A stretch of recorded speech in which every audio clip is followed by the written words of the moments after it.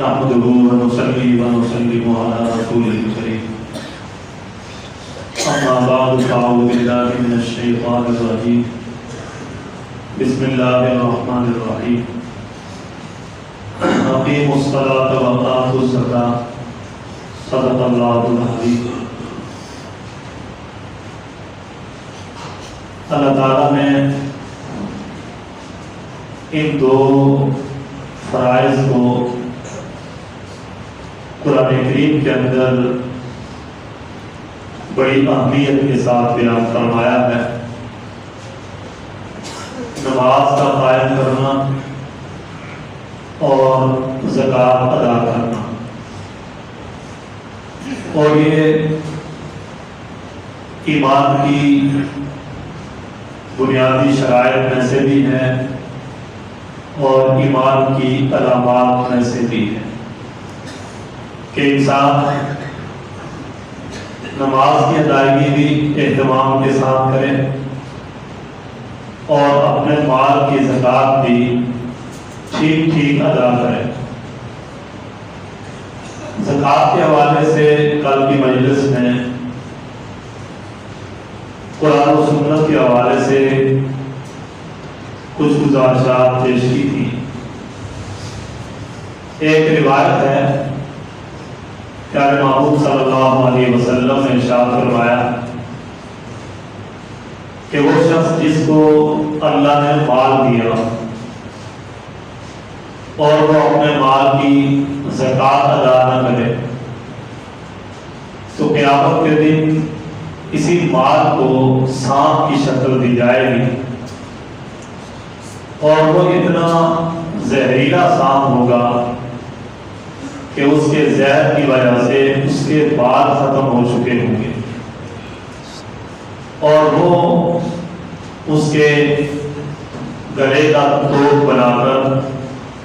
سامنے سے آ کر اس کے جبڑوں کو پکڑے گا اور کہے گا انا مالک انا کنزک، کہ میں تیرا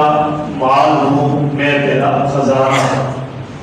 کہ جس کی تو زکوٰۃ ادا نہیں کیا کرتا۔ اور پھر جناب رسول اللہ صلی اللہ علیہ وسلم نے قرآن کریم کی آیت تلاوت فرمائی، والذین یکنزون الذھب والفضہ، کہ جو لوگ سونا چاندی خزانے کے طور پر جمع کر کے رکھتے ہیں اور وہ اس مال کی زکوٰۃ ادا نہیں کرتے، یوم یحمى علیہا، یہی مال قیامت کے دن تپا کر گرم کر کے ان کی پیشانیوں پر، ان کی کمروں پر اس کے ساتھ ڈالا جائے گا۔ ایسے ہی ایک روایت میں آتا ہے، سنن ابی داؤد کے اندر یہ روایت موجود ہے کہ جس کے پاس جانور ہو اور وہ نصاب کو پہنچ چکے ہوں، شرائط پائی جا رہی ہوں اور لوگ ان کی زکوٰۃ ادا نہ کرتے ہوں، فرمایا کہ قیامت کے دن اس کو ایک چٹیل میدان کے اندر لٹایا جائے گا اور یہ جانور کیوں ترتیب سے اس کو روکتے چلے جائیں گے، اور جب آخر جانور ختم ہوگا تو وہیں سے دوبارہ یہ مڑ کر دوبارہ اس کو روکنا شروع کریں گے، اور یہ تسلسل کے ساتھ اس کو اس عذاب کے اندر مبتلا رکھا جائے گا۔ جانوروں میں اونٹ بھی ہیں، گائے بھی ہیں، بکریاں بھی ہیں، یہ سارے کے سارے وہ جانور جو صائمہ جانور ہوں، جن کی ایک اپنی تفصیل ہے زکوٰۃ کے حوالے سے، ان کی اگر زکوٰۃ ادا نہ کی جائے تو اسی کے ساتھ ہی ان کو، اس صاحب نصاب کو، اس مال والے کو سزا دی جائے گی اور عذاب دیا جائے گا۔ اس لیے آخرت کے عذاب سے بچنے کے لیے جناب رسول اللہ صلی اللہ علیہ وسلم نے اور اللہ تعالیٰ نے قرآن کریم کے اندر فضائل کے ساتھ اس حکم کی ادائیگی کا حکم فرمایا۔ اس کے فضائل بھی ہیں، اس کی برکات بھی ہیں، اس کی وجہ سے اللہ کا قرب بھی ہے، لیکن نہ ادا کرنے کی صورت میں سخت قسم کی سزائیں بھی متعین کی گئی ہیں۔ دو چیزوں کو دیکھنا پڑے گا۔ ایک تو وہ شخص جس پر زکوٰۃ واجب ہوتی ہے اس کے اندر کیا شرائط پائی جانا ضروری ہے۔ ایک وہ مال کہ جس مال پر زکوٰۃ واجب ہوتی ہے کہ اس مال کی شرائط کیا ہے۔ زکوٰۃ کی دو قسمیں ہیں، ایک تو زکوٰۃ المال کہا جاتا ہے جو فرض ہے کہ اپنے مال کی زکوٰۃ ادا کرنا، جس طرح سونا ہے، چاندی ہے، مال تجارت ہے، نقدی ہے، سائمہ جانور ہے، ان کی زکوٰۃ ادا کرنے کا حکم دیا گیا ہے، یہ تو فرض ہے۔ ایک ہے زکوٰۃ الراس، انسان کی اپنی جان کی زکوٰۃ، جس کو ہماری زبان میں صدقہ فطر کہا جاتا ہے اور فطرانے کے نام سے بھی اس کو یاد کیا جاتا ہے، یہ واجب ہے۔ جو فرض زکوٰۃ ہے یہ اس شخص پر واجب ہوگی یا فرض ہوگی کہ جس کے اندر یہ شرائط پائی جائیں کہ وہ مسلمان ہو، لہذا کافر کے مال پر زکوٰۃ واجب نہیں ہوتی ہے۔ نمبر دو، وہ بالغ ہو، لہذا نابالغ بچے کے مال پر زکوٰۃ واجب نہیں ہوتی، اس لیے کہ نابالغ بچہ وہ مکلف نہیں ہوتا احکام شرعیہ تک۔ جب وہ بالغ ہو جائے گا تو اللہ تعالیٰ کے احکامات اس کی طرف متوجہ ہوں گے۔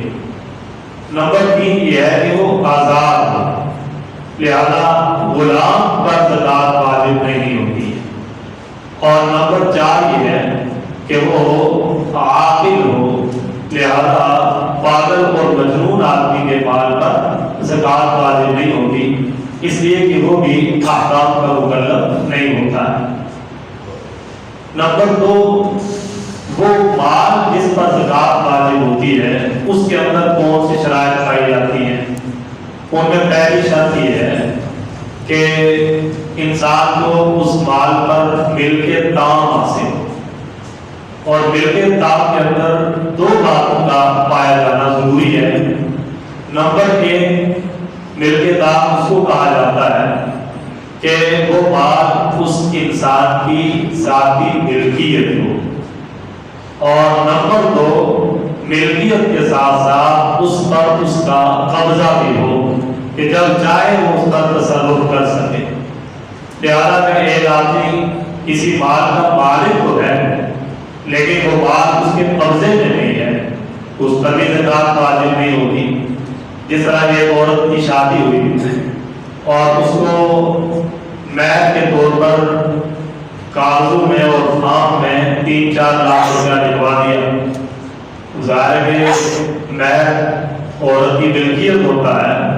لیکن یہ ملکیت تام تب بنے گا کہ جب خامد یہ مال ادا کر کے اس کو قبضہ دے۔ جب تک اس عورت کا قبضہ نہیں آتا اس وقت تک اس عورت پر اس مال کی زکوٰۃ ادا کرنا ضروری نہیں ہے۔ اسی طرح اگر ایک آدمی کے پاس کسی نے امانت کے طور پر پیسے رکھے ہوئے ہیں، یا کمیٹی جمع کرنے والا آدمی ہے اور اس کے پاس لوگوں کا مال جمع ہے اور وہ نصاب سے زیادہ ہے، تو ظاہر ہے کہ یہاں قبضہ تو پایا جا رہا ہے لیکن ملکیت نہیں پائی جا رہی، اس وجہ سے یہاں پر بھی اس مال پر زکوٰۃ واجب نہیں ہوگی۔ تو پہلی شرط یہ ہے کہ وہ ملکیت تام اس کو حاصل ہو۔ تو ملکیت تام کے لیے دو باتوں کا پایا جانا ضروری ہے کہ وہ اس کی ذاتی ملکیت میں بھی ہو اور اس کے قبضے میں بھی ہو۔ نمبر دو، وہ مال نامی ہو، لہذا اگر وہ مال نامی نہیں ہے اس پر بھی زکوٰۃ واجب نہیں ہوگی۔ مال نامی اس کو کہا جاتا ہے جو حقیقتاً بڑھنے والا ہو یا حکماً بڑھنے والا۔ حقیقتاً بڑھنے والا ہے،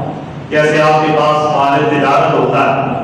تو وہ روز بروز اس کی قیمت بڑھ رہی ہے، منافع آ رہا ہے۔ تھوڑے سے مال سے آپ جو زیادہ مال کما رہے ہیں تو یہ مال کے بڑھنے کی علامت ہے، یہ مال نامی ہے۔ اسی طرح جو سونا چاندی ہے، اور ایک آدمی کے پاس ایک تولہ سونا ہے، اس کی ایک وقت میں قیمت بہت کم تھی، 5,000 10,000، پھر وہی تولہ مقدار کے اعتبار سے تو اتنا ہی ہے، لیکن قیمت اس کی بڑھتی جا رہی ہے، 15,000 ہوئی، 20,000 ہوئی، 50,000 ہوئی، اب لاکھ ہے، لاکھ سے بھی زیادہ ہے۔ مقدار کے اعتبار سے تو اتنا ہی ہے، لیکن قیمت کے اعتبار سے وہ بڑھتا جا رہا ہے، اس کو کہا جاتا ہے کہ یہ مال نامی ہے۔ اسی طرح اگر ایک آدمی نے جانور رکھے ہوئے ہیں تو وہ ظاہر ہے کہ جانور بچے دیتے ہیں، یہ مال بھی حقیقت اس کا بڑھ رہا ہے، لیکن اگر اس کے پاس ہیرے جواہرات ہیں، بشرطے کہ وہ مال تجارت نہ ہو، تو ہیرے جواہرات بہت قیمتی ہوتے ہیں، لیکن ان کو مال نامی نہیں کہا جاتا، ان کی قیمتیں اس انداز سے بڑھتی نہیں ہیں جس انداز سے سونا اور چاندی بڑھ رہا ہوتا ہے، لہذا ان پر زکات واجب نہیں ہوگی بشرطے کہ یہ تجارت کے لیے نہ ہو۔ اسی طرح اگر ایک آدمی کے پاس نر جانور، گھوڑے رکھے ہوئے ہیں، نر اونٹ رکھے ہوئے ہیں، اور اسی طرح بیل رکھے ہوئے ہیں، تو ظاہر ہے کہ یہ مال بڑھنے والا نہیں ہے، مال بڑھتا ہے مادہ سے، اور مادہ ان کے پاس موجود نہیں ہے، لہذا یہ بھی مال نامی نہیں ہوگا بشرطے کہ یہ مال تجارت کے لیے۔ تو دوسری شرط یہ ہے کہ وہ مال نامی ہو۔ تیسرا یہ ہے کہ وہ مال حاجت اصلیہ سے زائد، ضرورت اصلیہ سے زائد۔ ضرورت اصلیہ ایسی ضرورت کو کہا جاتا ہے کہ جس کے بغیر کوئی چارہ کار نہ ہو، مثلا انسان کی رہائش کے لیے مکان، یہ انسان کی ضرورت اصلیہ ہے، پہننے کے لیے کپڑے، یہ انسان کی ضرورت اصلیہ ہے، نان نفقہ جو انسان گھر کے اندر کھاتا پیتا ہے، یہ انسان کی ضرورت اصلیہ ہے، کسی کا قرض ادا کرنا ہے، ظاہر ہے کہ یہ بھی ضرورت اصلیہ ہے، خدا نخواستہ اس آدمی کا قرض ادا نہ کیا جائے تو انسان کے بے عزت ہونے کا تو یقین ہوتا ہے، جان جانے کا بھی خطرہ ہوتا ہے، اس لیے اس کو بھی ضرورت اصلیہ میں شمار کیا گیا ہے۔ گھر کے اندر صنعت و حرفت کے جو آلات ہوتے ہیں یہ بھی ضرورت اصلیہ ہے، گھر کے برتن اور فرنیچر یہ بھی ضرورت اصلیہ ہے، اور علماء کے لیے دینی کتب یہ ضرورت اصلیہ ہے، اس کے بغیر کو عالم نہیں کہلاتا۔ اس بنیاد پر ایسا مال جو ضرورت اصلیہ سے زائد ہو اس پر زکات واجب ہوگی، جو ضرورت اصلیہ میں شامل ہے اس مال پر زکات واجب نہیں ہوا کرتی ہے۔ نمبر 4 یہ ہے کہ وہ مال فارغ عن ہے، کہ اس پر اگر قرض ہے اور وہ قرضہ ادا کرنے کے بعد اتنا مال رہ گیا کہ جو نصاب سے کم ہے، ظاہر اس پر بھی مال زکات ادا کرنا واجب نہیں ہوگا۔ مثلا فرض کرتے ہیں 12.5 تولے چاندی کی قیمت 80,000 روپیہ ہے، ایک آدمی کے پاس 1,00,000 روپیہ نقدی پڑا ہوا ہے، ایسے میں یہ نصاب کو پہنچا ہوا ہے، اس پر زکات واجب ہونی چاہیے، لیکن اس نے 50,000 قرض دینا، تو جب 50,000 قرض دینے کے 1,00,000 روپے سے تو پیچھے اس کے پاس 50,000 روپے بچ گیا جو کہ نصاب سے کم ہو جاتا ہے۔ اس بنیاد پر اس قرض کو نکالنے کے بعد بچا ہوا جو مال ہے یہ نصاب کو نہیں پہنچتا، اس وجہ سے اس بچے ہوئے مال پر بھی زکات واجب نہیں ہوگی۔ اسی طرح مال پر زکات کے واجب ہونے کے لیے ایک شرط یہ ہے کہ اس پر سال گزر جائے، جس کو عربی کے اندر اولان حول کہا جاتا ہے۔ لہذا اگر ایک آدمی نصاب کا مالک بن جاتا ہے تو نفس وجوب تو اس پر ہو جائے گا، لہذا اگر وہ آج زکات ادا کرنا چاہے تو ادا کر لے، لیکن اصل اس کا جو ادائیگی کا وجوب ہوگا وہ سال گزرنے کے بعد ہوگا۔ لہذا یہ دیکھا جائے گا کہ میں نصاب کا مالک بنا تھا، اس تاریخ کو میرے پاس نصاب کی ملکیت کے برابر مال آیا ہے، لہذا اس پر سال پورا ہو تو اس پر زکات واجب ہوگی۔ اس کے لیے کا انتظار کرنا یہ کوئی ضروری نہیں کہ رمضان آئے گا تو میں ادا کروں گا، کیا پتہ رمضان نصیب ہو جاتا اور یہ ذمہ کا قرض باقی رہ جائے، ادائیگی باقی رہ جائے، فرض باقی رہ جائے۔ اس لیے جب سال مکمل ہو تو سال پورا ہونے پر زکوٰۃ کو ادا کرنا ضروری ہوتا ہے۔ مثلا ایک آدمی عام طور پر عورتیں نصاب کی مالک بنتی ہیں جب ان کی شادی ہوتی ہے کہ ان کو زیور وغیرہ ملتا ہے، یا عام آدمی جو ہے یا وہ ملازمت اختیار کرے یا کاروبار اختیار کرے یا کسی بھی ایسی صورتحال سے اس کے پاس نصاب کے بقدر مال آیا ہے، فرض کرتے ہیں یکم ربیع الاول کو ہے تو ظاہر ہے کہ آئندہ سال یکم ربیع الاول کو اس کا سال مکمل ہوگا۔ اب وہ ربیع الاول چھوڑ کر ربیع ثانی، پھر جمادی الاولیٰ، پھر جمادی الثانی، پھر رجب، پھر شعبان، پھر جا کر رمضان میں زکوٰۃ ادا کرتا ہے، یہ کوئی شرعی مسئلہ نہیں ہے۔ جب چیز واجب ہوتی ہے اسی وقت اس کو ادا کرنا ضروری ہوتا ہے۔ جس طرح نماز فرض ہو جائے تو ہم کہتے ہیں نہیں کہ رمضان میں کیونکہ فضیلت زیادہ ہے تو میں رمضان میں نماز ادا کروں گا، نہیں، رمضان سے پہلے واجب ہوئی ہے تو پہلے ادا کرنا پڑے گا۔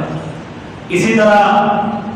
زکوٰۃ کا معاملہ بھی ہے کہ جب اس کا وجوب ہو جائے تو اسی وقت اس کو ادا کرنا چاہیے، اس میں تاخیر نہیں کرنی چاہیے۔ لیکن بہرحال اس کے ذمہ میں واجب ہو گئی ہے، اب اگر وہ رمضان میں ادا کرے گا تو ادا تو ہو جائے،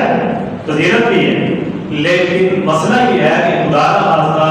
اتنا دورانی آیا کہ زندگی موت کا پتہ ہے، اور اس نے اگر اپنے مال کی زکوٰۃ ادا نہ کی تو اس کے ذمہ ایک فرض کی ادائیگی باقی رہ جائے۔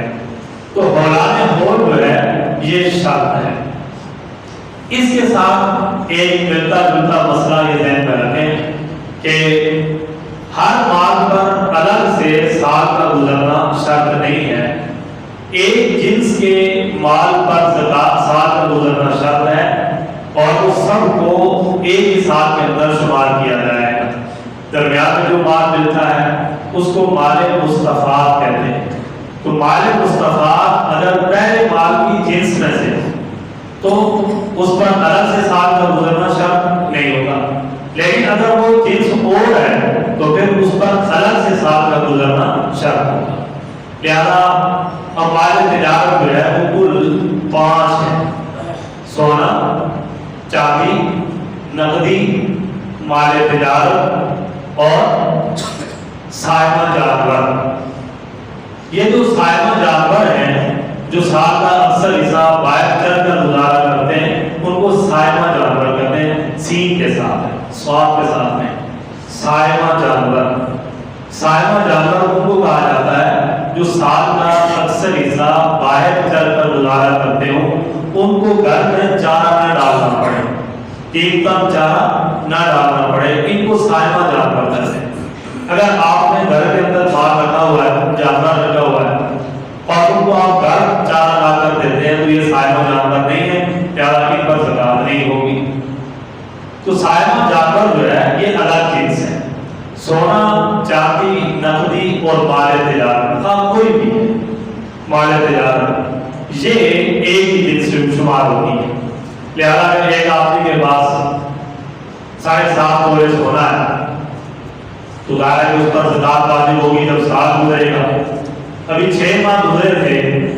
کہ اس کو اللہ تعالیٰ نے نقدی شکل میں بھی دے دیے، 3-4 لاکھ روپیہ نقدی آ گئے۔ پھر کچھ عرصے کے بعد اس نے دکان شروع کر دی، تجارت شروع کر دی، اس کے پاس مال تجارت بھی آ گیا۔ اب ظاہر ہے کہ سال پورا ہوگا صرف اس مال کا جو ابتدا میں تھا۔ 6 ماہ کے بعد جو آپ کے پاس نقدی آئی ہے یہ مال مستفاد ہے، اس کے بعد مال تجارت آیا ہے یہ بھی مال مستفاد ہے، کہیں سے چاندی مل گئی یہ بھی مال مستفاد ہے۔ لہذا سال پورا ہونے پر ان سارے اموال کی زکوٰۃ ادا کرنا ضروری ہوگا۔ یہ نہیں کہا جا سکتا کہ بھائی سال کو صرف سونے پر پوری ہوئی ہے، مال تجارت کو 6 ماہ کے بعد مجھے ملا ہے، نقدی تو مجھے 8 ماہ کے بعد ملی ہے۔ ایک دن بھی پہلے اگر آپ کے پاس کوئی مال آ گیا تو اس سارے مال کو شامل کر کے اس کی زکوٰۃ ادا کرنا ضروری ہوگا۔ لہذا اگر ایک آپ مثلا میرے پاس 1 لاکھ روپیہ نقدی ہے، یا تو رمضان کو میرے پاس 1 لاکھ روپیہ نقدی ہے،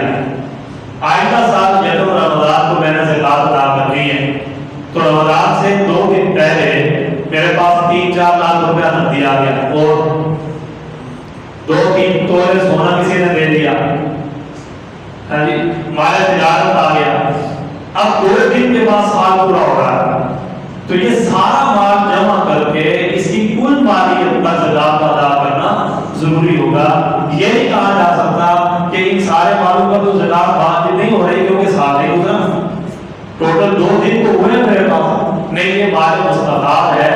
اس مال کو پہلے مال کے ساتھ شامل کر کے کل مال کی زکات ادا کرنا ضروری ہوتا ہے۔ لیکن اگر 2 دن رہتے تھے یا 1 ماہ رہتا تھا سال پورا ہونے پر، آپ کے پاس صائمہ جانور آ گئے، اس پر زکات واجب ہوگی اور نصاب کے مقدر مال آ گیا، تو اب ان کو اس مال کے ساتھ شامل نہیں کیا جائے گا، اس لیے کہ صائمہ جانور الگ جنس ہے اور یہ جو 3-4 مال ہیں یہ الگ جنس شمار ہوتی ہیں۔ تو شریعت نے ان 4 مالوں کو ایک ہی جنس میں شمار کیا ہے۔ ان میں سے اگر کوئی مال درمیان میں آتا رہتا ہے تو سال پورا ہونے پر کل مال کی زکات ادا کرنا ضروری ہوگا۔ یہ مسئلہ کیونکہ بہت زیادہ پوچھا جاتا ہے، اس وجہ سے اس کو اچھی طرح سمجھ لیا جائے کہ دکان میں آپ مال ڈالتے ہیں، ہر مہینے مال ڈالتے ہیں، ہر مہینے مال ڈال رہے ہیں، تو سال کے بعد جتنا مالیت آپ کے پاس پڑی ہے اس سارے مال کا حساب لگا کر اس کی زکات ادا کرنا ضروری ہوگا۔ یہ نہیں کہہ سکتے کہ اصل مال جو تھا اس پر تو سال گزر گیا ہے، لیکن درمیان میں بھی 6 ماہ پہلے ہم نے جو مال ڈالا اس پر تو سال نہیں گزرا۔ تو تجارت کے حوالے سے تو روزانہ کی بنیاد پر مال بڑھتا جا رہا ہے، مال مستفاد آ بھی رہا اور جا بھی رہا ہے، اس بنیاد پر سال کے اخیر میں کل مال کا حساب لگا کر اس کی زکات کو ادا کیا جائے گا۔ تو یہ حولان حول سال کا گزرنا یہ ایک بنیادی شرط ہے زکات کے واجب ہونے کی۔ اللہ تعالیٰ سے دعا ہے کہ اللہ ان مسائل کو سمجھنے کی اور ان پر